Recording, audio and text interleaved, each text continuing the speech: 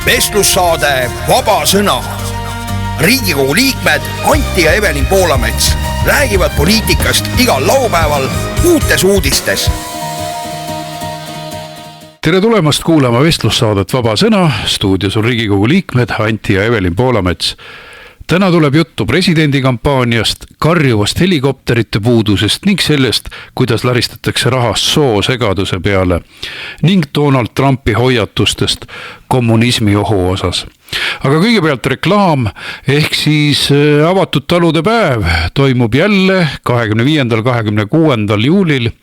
Evelin, sina oled üks nendest, kes korraldab, ehk me mõlemad võtame inimesi lahkesti Kulina mõisas vastu, aga meil on ju väga pikk kogemus juba. Räägi, kuidas sul tunne on, et kas need päevad on kuidagi arenenud, kas me ise oleme ka arenenud või oleme samaks jäänud?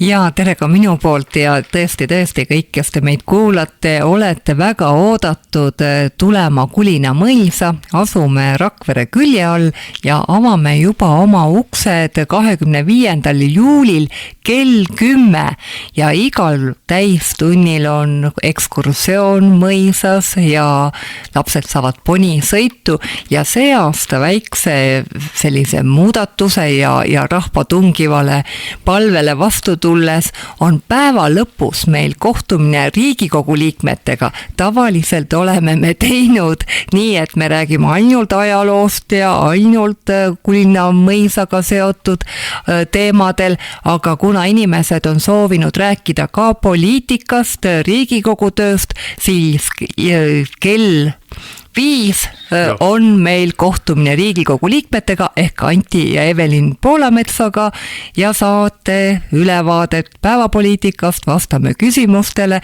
ja teeme sellise mõnusa arutelu päeva lõpuks. Ja täpselt, ja räägime nii kaua, kui küsimusi jätkub, et praegu on nii palju muresid tõepoolest, et ma näen, et inimesed tahavad tulla ja siis tulge kõik koos ja küsige asju ja arutame tuulikute teemat, arutame Riigikogu tööd, arutame kõiki, mis parasjagu südamel on, et kella 17 istume siis huvilistega maha Kulina mõisa saali ja arutame teemasid.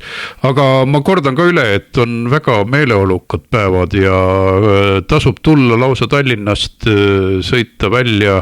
Meil on ka tore oma sõpru näha, siis oluline on see, et me ei ole päris Rakvere külje all, me oleme 22 kilomeetrit, mõne jaoks on see ainult veerand tundi sõitu, aga teiste jaoks, et palun arvestada, et me oleme siis Mustvee suunas Rakverest või Viru Jaagupi suunas 22 kilomeetrit, aga igal juhul on ju tore vahel maal käia, loomi paitada ja kohvikus käia ja maa arhitektuuri imetleda.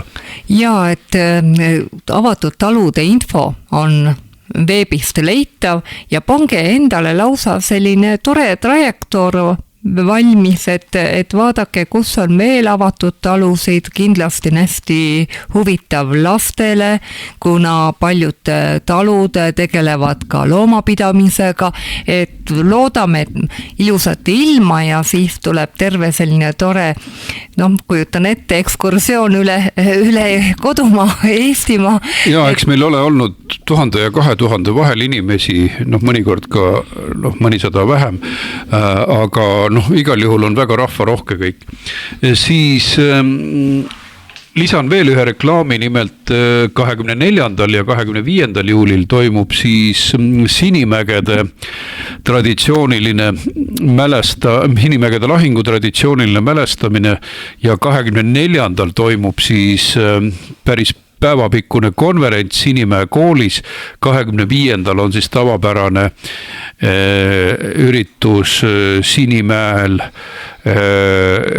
Grenaderimäel, kus on monument, ehk siis ma tahan ise ka väga minna, aga ma jõuan siin ilmselt ainult konverentsi päeval, sest 25. on mul juba kohustused ekskursiooni pidamise osas Kulina mõisas, aga väga soovitan, eriti ajal, kui Vene propaganda külvab kõik räigete valedega, vähemalt sotsiaalmeedia külvab üle, ma näen, et Vene trollid ja propagandistid on igal pool ja samasugust valet ikkagi levitatakse, aga lihtsalt paljude nõukogude hingega inimeste hulgas. Eestlane peab sellele julgelt vastu astuma.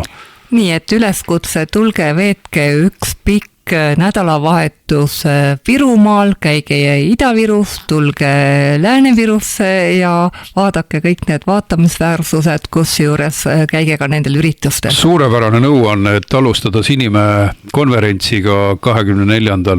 ja tulla siis avatud talude päevale Kulina mõisa ja muidugi ma ütlen, et eestlane peab Ida-Virumaad ka enda jaoks eestilikuks hoidma ja tegema ja tundma õppima, et muidu me võitleme justkui Ukraina eest, aga Ida-Virumaal jääb eesti keelt kogu aeg vähemaks, et võitleme siis ka iseenda eest.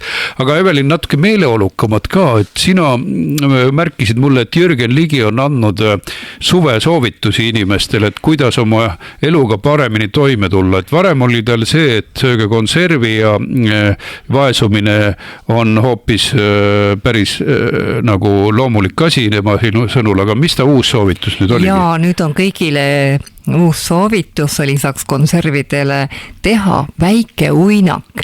Nimelt tuli välja, et Jürgen Ligi kasutab oma supervõimet jääda koosolekul magama ja see on väga hea tema meelest, nii et kõik tudengid sügisel, kui te lähete ülikooli ja olete pikalt üleval olnud, magage julgesti loengutel tuleb magama jääda, ütlete, et Jürgen Ligi soovitas, see pidi värskust andma. Aga ohtlik oleks, kui bussijuhid ja trammijuhid võtavad seda soovitust kuulata, et sääske energiat ja magage, et tegelikult mulle tundub, me teeme küll nüüd nalja, aga mulle tundub, et see on järjekordne Jürgen Ligi hädavale selle kohta, et ta ei saa oma tööga hakkama.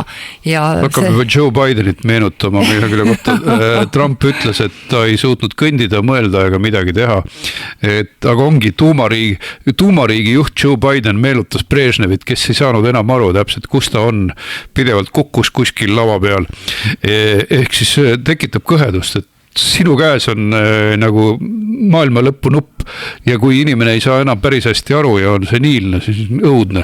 Muidugi Trump ise on ka päris vana, nii et oht on igatepidi päris suur. Oleneb nüüd, kuidas keegi seda vanust tunnetab, et väga suur oht on näiteks, oled Joe Biden, jääd magama, pea tuksatab alla ja otsmiku all on tuumanupp.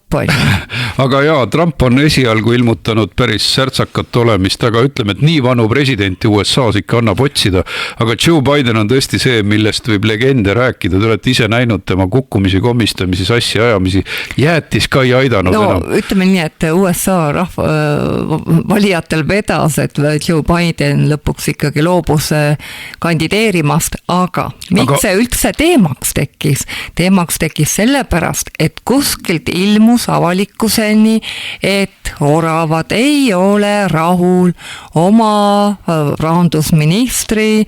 minister Jürgen Ligiga ja Maris Lauri on kohe välja öelnud, et tal jäävad, et Jürgen Ligil, ma lausa tsiteerin siin, et Maris Lauri lauset, et kus ta ütleb, et Jürgen Ligil jäävad mingid detailid tähelepanuta või unustab mingid asjad ära või ei oska küsimustele vastata. Ma arvasin, et see probleem, et Jürgen Ligi ei oska küsimustele vastata, on opositsiooni ja Jürgen Ligi vaheline probleem, sest Jürgen Ligi on tihti väga arrogantne ja ma arvasin, ta mängib lolli. Ülbe ja loll, ta mängib lolli. Ülbe ja loll, ütleme otse välja. Ülbe ja loll, aga mõtlesin, et ta mängib sellist lolli, et ta näitab oma üleolekut ja arrogantsust, et kui küsida temalt asjalikke küsimusi, siis ta ajab mingit ähma või hakkab siis küsijat kritiseerima. Ründab suurel osal juhtudest ja ütleb, ärge tänitage mu kallal, see on nii piinlik, see on nii vaevaline ja tead, mis on pöörane, ta on kõige pikema staažiga Riigikogu liige, et meid ongi valitsenud loll ja arrogantne tüüp 30 aastat juba, see on karikatuurne, millisesse mutta reformikad meid viinud on. Ja sellel on ju ka tagajärjed, et riigi rahandus pole taasiseseisvumise ajal kunagi nii suures augus olnud. Meil on kohutavalt kõrged laenukoormused kaelas olemas, seda enam, et laenu võetakse juba igapäevaste püsikulutuste peale. Umbes võetakse laenu selleks, et ehitada Rail Balticut, et maksta nii-öelda seda maksuküüru kulu ja võetakse laenu ka rohepöörde jaoks, soode taastamise peale, metsade upputamise peale. Laenu tuleb võtta mõistlike asjade peale, et me ei ole täitsa laenu võtmise vastu ja Eestil on ikka veel üsna madal laenukoormus Euroopa Liidu mõistes, aga mis on oluline, et need reformikad on ju ise ülistanud ennast, et meie teeme rahanduse korda, meie ei võta laenu ja nad teevad täpselt vastupidi.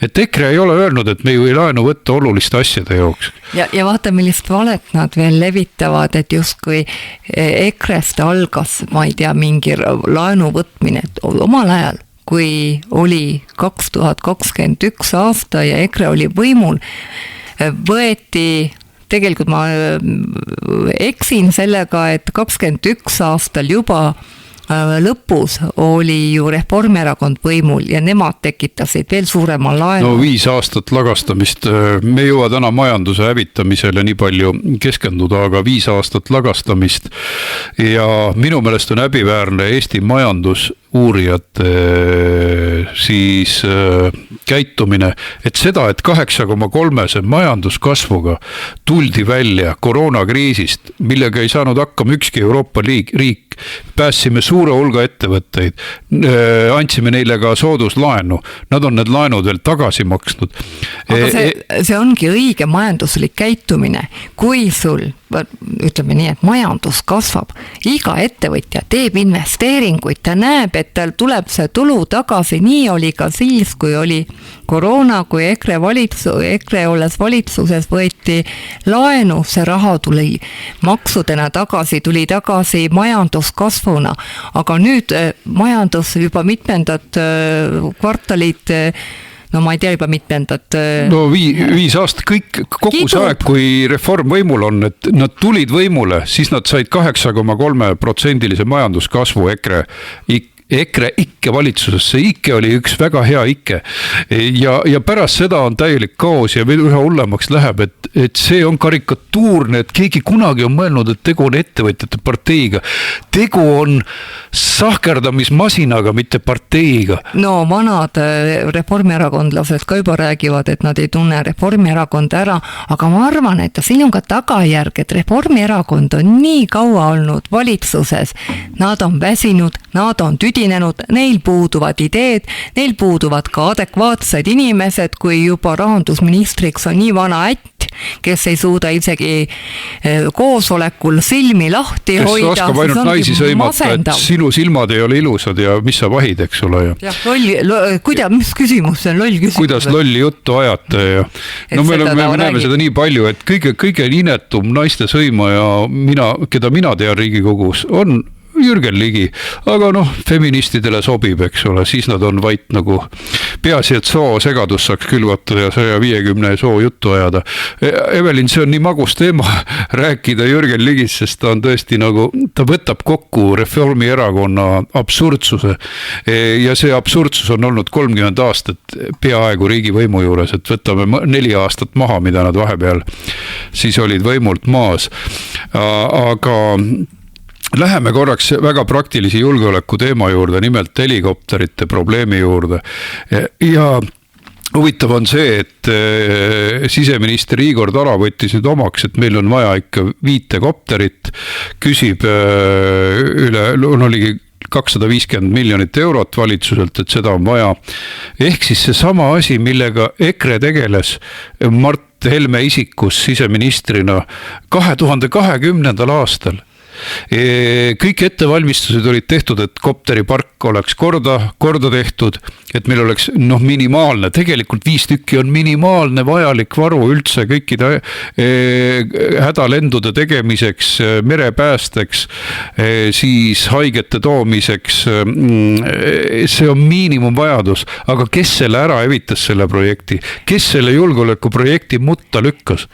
Ja muide, Reformierakond tegi seda kiusuks EKRE vastu, sest tollel hetkel, kui oli EKRE valitsuses, olid need helikopteri hinnad palju soodsamad, oli võimalik saada suuri summasid Euroopa Liidu rahasid, ma arvan, et see võis üle 100 miljoni olla. Just, ja nad lihtsalt lasid selle põhja, kuna see oli EKRE valitsuse otsus. Aga see näitab täielikku julgeolekusõgedust, et me teame, et nende julgeolekusõgedus on käinud koos Reformierakonnaga alati kaasas. See sama Jürgen Ligi tegi kõik, et peatada siis ajateenistus, käis ja paugutas uksi, et saaks ajateenistus ära kaotada. Kogu see kamp rääkis, et lõpetame ajateenistuse. See oleks meie julgeoleku viinud Läti tasemele, haletsusväärsesse olukorda, kus meil oleks võib-olla 5-6 tuhat riigikaitse ametniku professionaali ja kogu reserv oleks kokku kukkunud, et ma ütleks, et Jürgen Simm, ma tahtsin öelda, et Herman Simm ei suutnud nii palju kahju tekitada kui Reformierakond. Ta tekitas, mida ta siis suutis selle käigus, kuna oli päris suur vastupanu peastaabist, kaitseväest, ka erakonna, võib-olla koalitsioonipartneritelt oli vastupanu. Tulemus oli see, et nad tegid minimaalsed aastakäigud ajateenistusse, 200 ajateenijat, siis kui olid suured aastakäigud, oleks võinud 4-5 tuhat tükki võtta, ehk nad jätsid tohutu musta augu meie riigikaitsesse, meie tulevaste riigikaitsete osas. Nii et see on õudne, mida nad teinud on. Aga kopterite osas veel see, et vaata, kui nad, milles see teema nüüd jälle värskelt kerkis, oli see, kui nad läksid päästma siin Läänemerel Soome lahel paari India kodanikku, kes olid saanud kõva mürgituse kuskil ballastitankis siis värvimise tõttu. Üks päästeti, üks sai surma, üks siis sai oma mürgituse tõttu surma.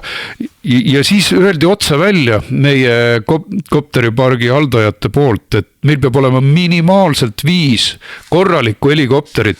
Praegu on niimoodi, et need on soetatud 2008, 2011. Kopterite vanus on juba 15 ja rohkem aastat ja nende hooldus ja kõik võtab üha rohkem aega ja siis ei suudeta tagada enam varsti seda, et inimesi tuuakse ära hädaolukorrast või otsitakse metsast. Ei suudeta päästevõimekust tagada merel ja mujal, et see on katastroofi suunas minemine ja siis räägivad, oi, meil on riigikaitsekulud suured, te ei suuda miinimumi ära teha oma enda kodanike päästmiseks. Ja kui see tõesti see ütleme see trauma seal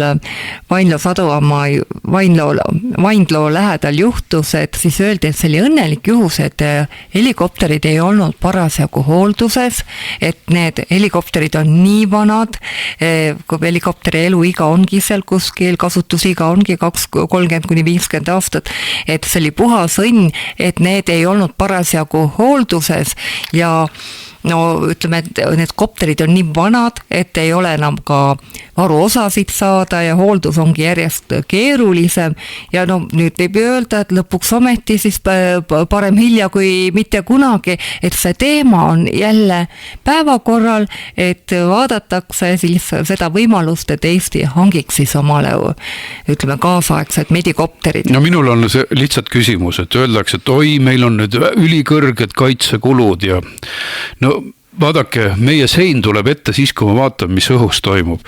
Siis avaneb hoopis teine pilt, et soomlastel on 50 superhävitajat ostetud USA-st. Osad veel laekuvad neile Hornetite asemele. F-35, kõige moodsamad hävitajad. Siis mis on Baltimaadel vastu panna? Baltimaadel ei ole ühtegi hävituslennukit, on mõned õppehävitajad. See on kõik, eks ole, et kuulge, meil on elanikke rohkem kui Soomes, mitte ühtegi hävitajat ei suudeta tankida. Siis helikopterid on sellised, et vaevu suudetakse nende hooldust tagada.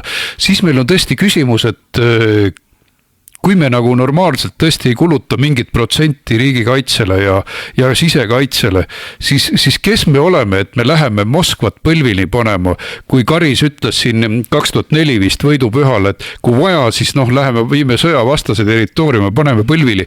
Te ei suuda laeva pealt haigeid inimesi välja tõia, te ei suuda meditsiinikopterit Kuressaarde lendama panna. Kuulge, tulge tagasi maa peale, et me tahame ka, et meil oleks tugev kaitseliit ja kõik, aga teate, kui meil ei ole õhukaitset, kui meil ei ole lihtsalt elementaarset helikopteri võimalust, kui Baltimaad ei suuda ühtegi hävitajat hankida, aga kogu aeg rebitakse särki, eks ole, et kohe anname kõigile peksa, see ei ole kaine mõtlemine. See on soov mõtlemine ja aeg-ajalt jääbki mulje, et elatakse nagu mingis mullis või unelmas, et mitte midagi ei teha, kuhugi kulutatakse ja elu käib praegust sellise rütmi järgi, hea kui midagi ei juhtu.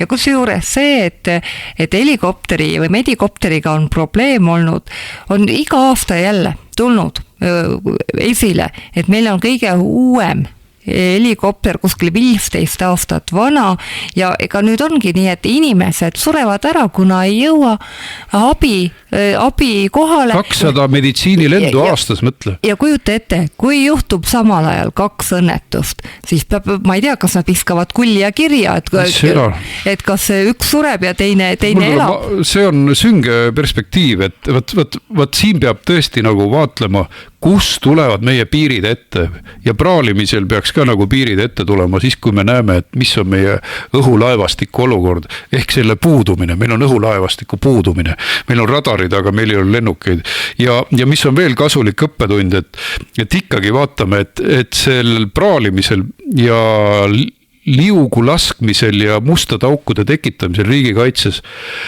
on tagajärjed, kui USA muudab meelt ja viib väed välja praegu Reedo baasist ja siis Pevkur ütleb, et ei, kuskil on need USA väed kadunud, eks ole, me nagu isegi ei tea, kus meil kasad ikka läksid välja, minister, tähendab, ta ei tohi olla teadmatuses, ma usun, et ta ei olegi, aga vähemalt tema tekstist ma loen välja, et ta ei saanud arugi, et läksid vaikselt ära kuskile. Ta on teadmatusest ja nad ei tea. Ta ei tea, millal nad tagasi tulevad. Ma usun, et ikkagi mingi ülevaade on, kus soomukid üle piiri lähevad.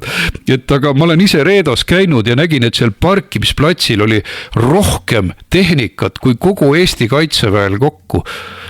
Ehk siis, kui tähtis on see, mõnikümmend kilomeetrit Vene piirist on meil USA üksus. Ja nüüd on nad kadunud ja keegi tea, millal tagasi tulevad.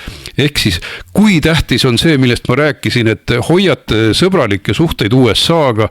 Jürgen Ligi sõimas iga nädal USA administratsiooni, lihtsalt süüdimatult väljas, et kes need lollakad on ja mida nad lollakad jälle suust välja lasevad ja lollakad ja et see on jube tegelikult, kuidas nad meie julgeoleku panevad välispoliitika mõttes ka täiesti ohutsooni oma sõgedusega. Ja toome siin ka riigikaitsekomisjoni esimehe sõnad, et ta ütleb väga arrogantselt, et oi, et me võime siin laulda ja tantsida ühe jala peal hüpata ka, aga otsuse teeb USA administratsioon ja lähtuvalt USA enda huvidest, et tahab ja viib välja. Aga kas me oleme laulnud, kas me oleme tantsinud ja ühe jala peal hüpanud? Nii tuhmi, ma ütlen otse, ma olin riigikaitsekomisjonis, nii tuhmi riigikaitsekomisjoni esimeest, ilmselt ei ole 25 aastat olnud, et see on ikkagi katastroof. Eesti 200 on katastroof igal rindel, häbiväärne tuhm tüüp. Ma arvan, et meil ei ole vaja ei tantsida ega laulda, nagu see riigikaitsekomisjoni esimees siin soovitab, vaid minimaalne, ärme sõima USA-d, ärme mõnita Donald Trumpi igal hetkel ja kõige suurem mõnitaja on ka see riigikaitsekomisjoni esimees, on ju.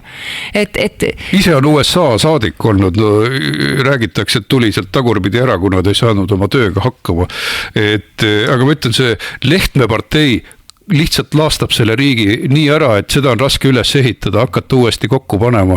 Ja suhteid taastama, mingi suur riigiga USA-ga uuesti häid suhteid taastada, võtab ju ikka väga palju aega. Just nimelt, välispoliitiliste suhete kasvatamine on nagu taime kasvatamine, see on väga pikk kastmine, väetamine ja väga kerge on seda ära lõhkuda ja just nimelt selle koalitsiooni kamp lõhub seda ikka täie jõuga. Ma toon lihtsalt näite, et USA on öelnud, me kaitseme sõnavabadust ja see on oluline meile. Need samad tüübid püüavad rakendada vihakõne seadust Eestis. See ei jää USA-le märkamatuks, et meil on radikaalid võimul. Mitte ainult, millega meil Kaitseministeerium tegeleb, soouuringutega. Ja Evelin, selle teema juurde tuleme kohe pärast väikest pausi. Just. Vestlussaade Vaba Sõna. Vaata lisa uueduudised.ee. Oleme stuudios tagasi ja nüüd läheme siis julgeoleku vundamendikivide juurde. Ehk siis jutumärkides tuleb see vundamendikivi sinna panna, aga me räägime sellest, kuidas Majandus- ja Kommunikatsiooniministeerium on ligi 100 000 euro eest välja kuulutanud täiesti pöörase projekti, et uurida siis soolise võrdsuse ja vähemuste võrdsete võimaluste ristumiskohad turvalisuse, julgeoleku ja demokraatliku vastupanu võimega. No mis imeasi see Evelin on, et kas sina oled ka soovastane tegelane nüüd või iseenda soo või millise soo vastaseid nad uurivad? Ja ma tahaks ka öelda inimestele, et tegu ei ole selle märja maa-alaga, sooga, vaid see nagu nõuab see mõtleb ikkagi sugu ja sugusoo, et tõesti riik uurib nüüd 100 000 euro eest homofoobia ja soovaenu mõju julgeolekule. Kuulsite õigesti, et kui te LGBT trumm ei too, et äkki võib-olla sellepärast läksid USA väed teadmatuks ajaks Eestist ära või et kas nüüd uuritakse, et kuidas meie homoparaat siis julgeolekule mõjub või? No eks me suvel näeme, et kas on lootust tagasi saada. Ma loodan, et ameeriklased mõtlevad natuke pikema perspektiiviga kui meie ohmustunud välispoliitikud, Tsahknad ja teised. Siis, et nad suudavad sellest üle vaadata, et meil on ohmud võimul ja julgeolek on pikemajaline kui mingisugune kahtlastel asjaoludel e-valimistega võimu haaranud tüüpide võim. Kuigi nad solvavad sõimavad USA-d nii palju kui jaksavad, teevad nii-öelda autoritaarse liberalismi poliitikat, suruvad maha sõnavabadust ja terroriseerivad oma opositsiooni kõigi vahenditega, siis nad on pannud selle ise julgeoleku kastmesse, mis on eriti õudne. Nüüd nad peavad selle soovastaste jälitamisega tegelema. Juba välja kuulutatud, et ühe nad on tuvastanud, see on EKRE, ehk siis EKRE vastane uuring 100 000 eest ja siis viiakse see, kui see uuring on kokku kraabitud välismaalaste jura pealt, soo-uurijate jura pealt on kokku kirjutatud mingi täielik absurdne jamps. Ja kusjuures ma mõtlengi selle peale, et majandusministeerium, no anna armu, kas teil pole midagi muud teha, et nemad siis hakkavad siis vaatama, et kas soovastane retoorika ja retoorikal on seos ühiskondliku turvalisuse ja julgeolekuga ja leiavad, et seda pole piisavalt uuritud, saate aru, piisavalt pole uuritud, kas homo propaganda vastastel on siis ühiskonnas kuidagi julgeolekuoht. Ja nad teevad julgeolekukonverentsi sellel põhjal, et ma ütlen, et see ma räägin veel edasi. Homovärk on peamine julgeolekukriteerium meie liberaalide jaoks. Homovärk on just, et kõige suurem ja kõige olulisem teema, kuigi meil ei ole enam USA liitlase vägesid Eestis, meil ei ole kaitsevõimekust arendatud, meil pole medikopterit, aga millega siis Eesti riik tegeleb sellega, et kulutatakse 100 000 eurot selleks, et uurida, kuidas siis homo narratiiv ja julgeolek omavahel kokku käib ja siis riigihanke võitja peab kõigepealt välja selgitama, mida kirjutavad soovastasusest ja julgeolekust välismaa teadlased. Referaat kirjutatakse 100 000 eest. Et jah, et kui sa ei ole nõus sellega, vaata soovastasus ei ole ju see, et sa mõtled, et sa ei ole ei naissoo ega meessoo vastu, vaid soovastane oled sa siis, kui sa ei tunnista 120 erinevat või aga 180 sugu, keegi ei tea täpselt, palju neid on. Et sa ei tunnista neid ülejäänud sugusid, sa oled soovastane, kui sa ei tunnista, et üle 100 soo on olemas. Intersooline, teate, kes on vulasooline, mina uurisin seda, see pidi sugu vahetama mitu korda päevas, kui tahab. Nii et olge valmis, te olete soovastased, kui te seda täielikku nonsensit ei usu. Ja siis need selle raha saab, see 100 000 euro saaja, peab siis kaevuma Eesti oludesse ja vastama 4 küsimusele, kuidas soovastaseid ja LGBTIQ vastaseid narratiive üldse luuakse. Järelikult nad peavad ka meie vaba sõna uurima hakkama, sest nähtavasti oleme meie osa sellest uuringust. Me räägime ka praegust väga soovastast EKRE on peamine uurimisobjekt. Just nimelt. Ja eks Objektiivi kanal ja siis veel mõned portaalid, isegi Vabadused.ee on kindlasti uurimise objekt, et mis seal kirjutatakse. Aga ma tsiteerin jälle originaali. Lõpuks võimaldab uurimus poliitika kujundajatele, julgeolekuasutustele. Poliitika kujundajad on meil segased, see on juba 5 aastat varsti järjest teada, et kuidas nad hullu juttu ajavad, aga julgeolekuasutused pannakse tanki mingit LGBT tegevuskava ellu viia. Muide, see uurimus tegunibki sellel tegevuskaval. Politsei pääste peavad homopropagandaga tegelema õhtul, hommikul ja lõunal ja homosensitiivsust arendama. Et kallid politseinikud, kallid päästjad, mul on teist õudselt kahju, et meie kõige väärikamaid institutsioone alandatakse sellise staadiumini. Ma just mõtlen, kui kaugele saab selle nii-öelda soovastasusega minna, et näiteks kui sa oled naissoost ja ütled, et ma olen naissoost ja sa ei ole ülejäänud 120, 180 soost, et kas see võib juba soovastasus olla? Et kui sa ei ole nõus olema 180 erinevast soost, nagu sa ütlesid, et hommikul olen ühes soost, õhtul teises soost, et see võib ju kaasa tuua olukorra, kus näiteks politseid sunnitakse hommikul kleiti kandma, õhtul pükse. USA's enam see nii ei ole, aga Euroopa riikides ma nägin, et Londonis sellel homoparaadil tatsas ringi vormis kaitseväe üksuseks. Politseinikud ööritavad puusi seal Stockholmi Pride'il. Helsingis on niimoodi, et Luteri kirik on üks sponsoreid või toetajaid kogu sellel võikal bakhanaalil. Lihtsalt deemonlus on muudatud normaalsuseks. Ja kõik see on padumarksistlik. Nii nagu nad otsisid kunagi kulakuid, nii nagu nad otsisid rahvavaenlasi, nüüd siis otsitakse soovastaseid, et kallis Eesti rahvas tõesti, mida me peame ikka 120, 130 aastaga läbi tegema, et vabadussõja kommunismi vastu, teise maailmasõja kommunismi vastu, 47 aastat kommunistide võimu ja ikka määritakse kommunismi kaela, et lihtsalt luuvalu tuleb sisse.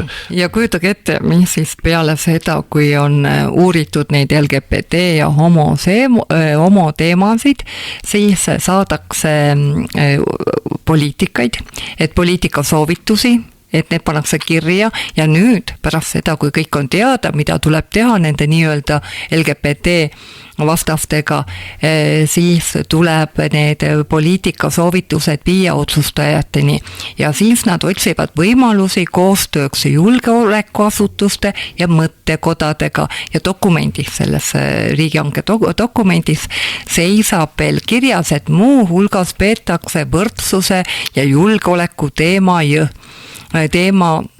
jõudma meediasse ja kõrgetasemeliste üritustele peaks jõudma see siis näiteks Balti kaitsekonverentsile või Lennart Meri konverentsile. Lennart Meri konverents, uhke.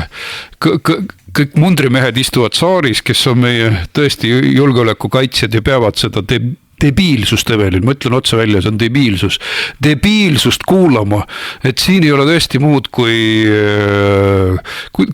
soomlased läksid oma talves, et palvetasid enne selle, kohutava kommunistliku satanistliku riigi vastu, et me peame ka vist mingisuguse palve või loitsu tegema, kuidas kellelegi, et me lihtsalt oleme muidu varsti hävinud. Ja siis alles dokumendis ka leitakse, kusjuures see uuringu dokument on umbes selline, nad juba teavad, milline on siis selle uuringu tulemus ja vähe sellest, et inimesi sunnitakse seal, ma ei tea, seelikuid ja kleite ja pükse vahetama, on meil seotud see soovastasus ju Venemaa infosõjaga, et kui sa ei tunnista seda 180 erinevat sugu, oled sa kindlasti Venemaa infosõja ohver. Ja nii, et kallid eestlased, et ma arvan, et 95% eestlastest tegelikult, isegi liberaalid on, nad tegelikult ei usu seda, et on vulasoolisus olemas, järelikult on nende järgi 95% Putini agendid, ehk siis julgeolekurisk, nii et siia me oleme jõudnud,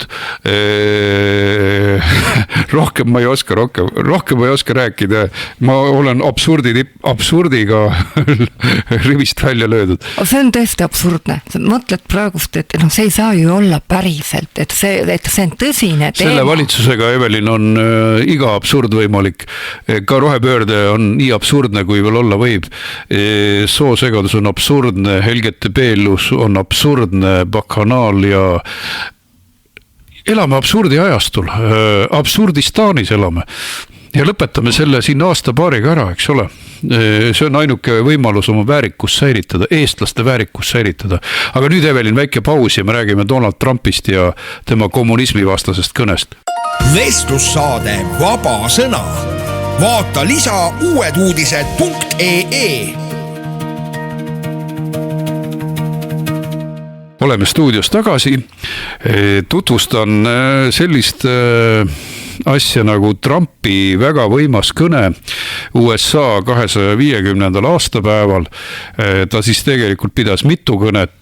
Üks oli siis 3. juunil Mount Rushmore'is ja pärast seda järgmisel päeval ka väga pidulik suur kõne ja mis oli hämmastav ja mida kommentaatorid tähele panid nii Fox Newsis, CNNis, nii-öelda siis Trumpi vastaste kui pooldajate hulgas, et ta on väga jõuliselt tulnud kommunismi kriitikaga välja, et 30-minutilises kõnes mainis ta 14 korda sõna kommunism või kommunist.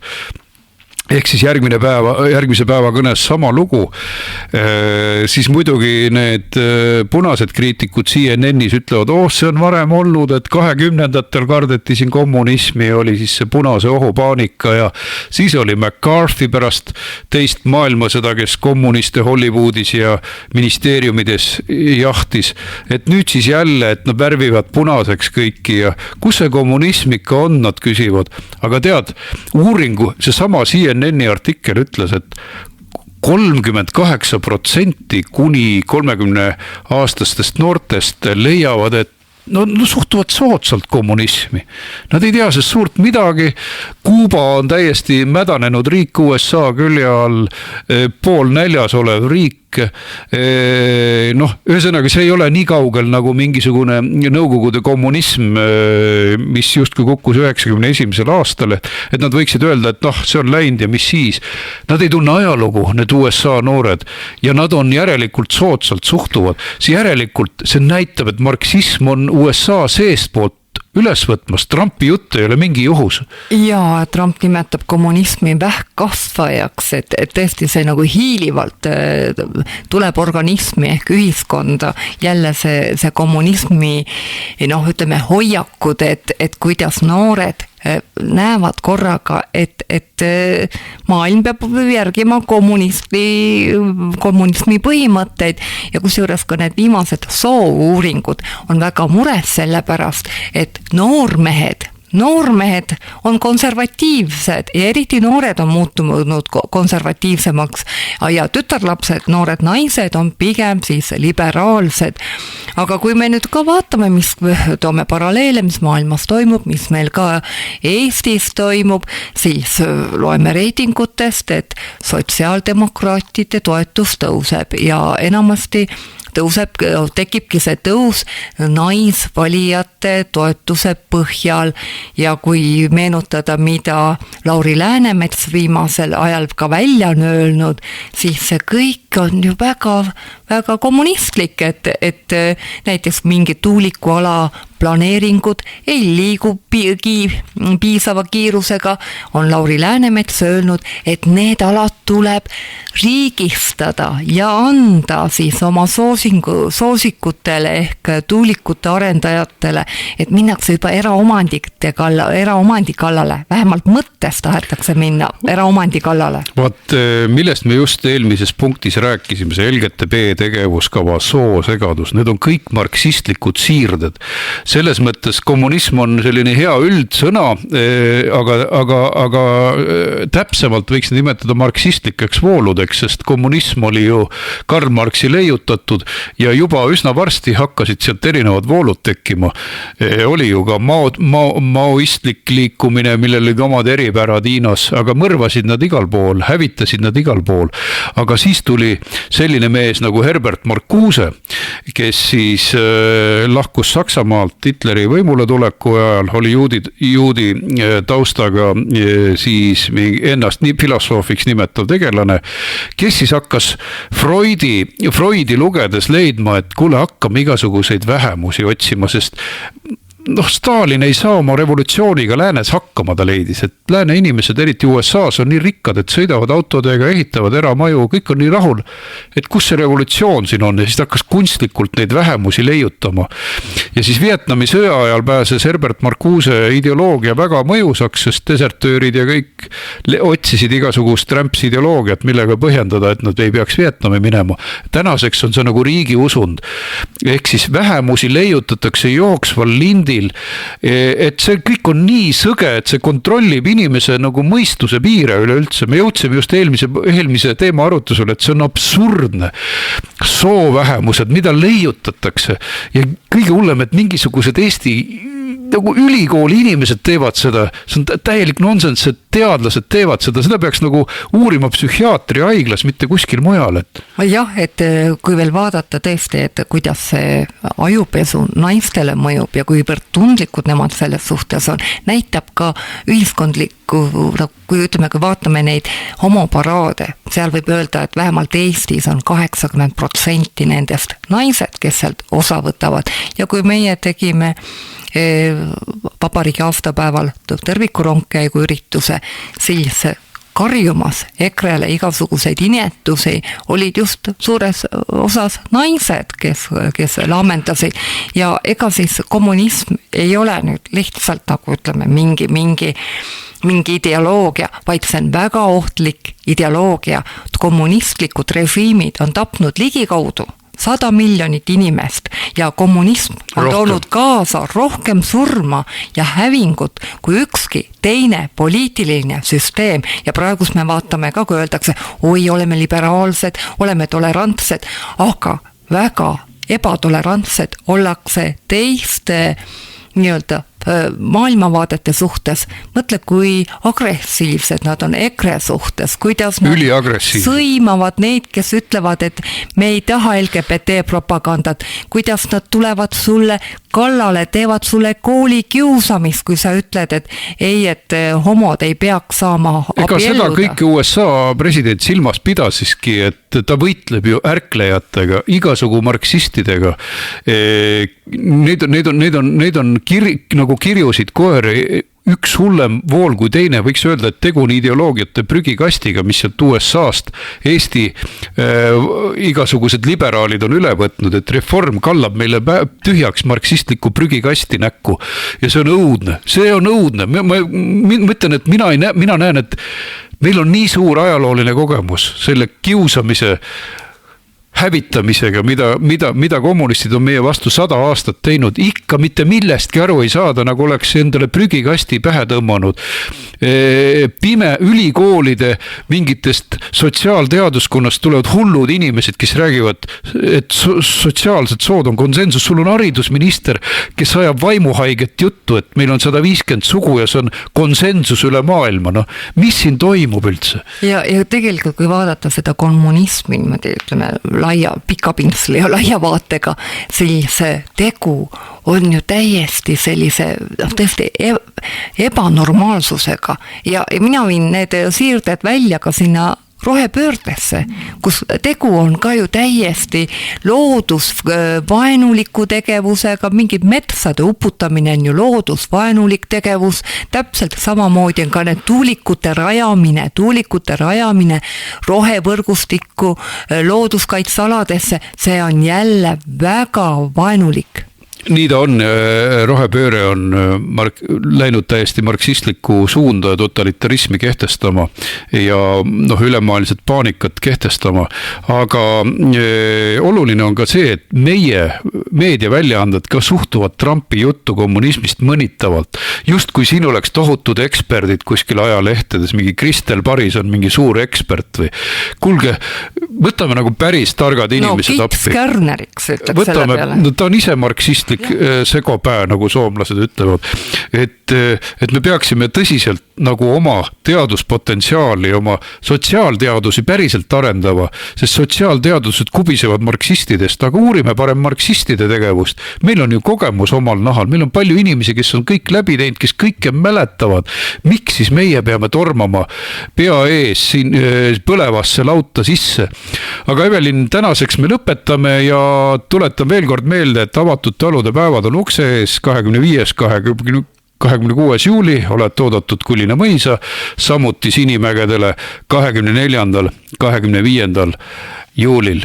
Kena suve ja aitäh kuulamast. Kohtumiseni. Vestlussaade Vaba sõna. Riigikogu liikmed Antti ja Evelin Poolamets räägivad poliitikast igal laupäeval uutes uudistes.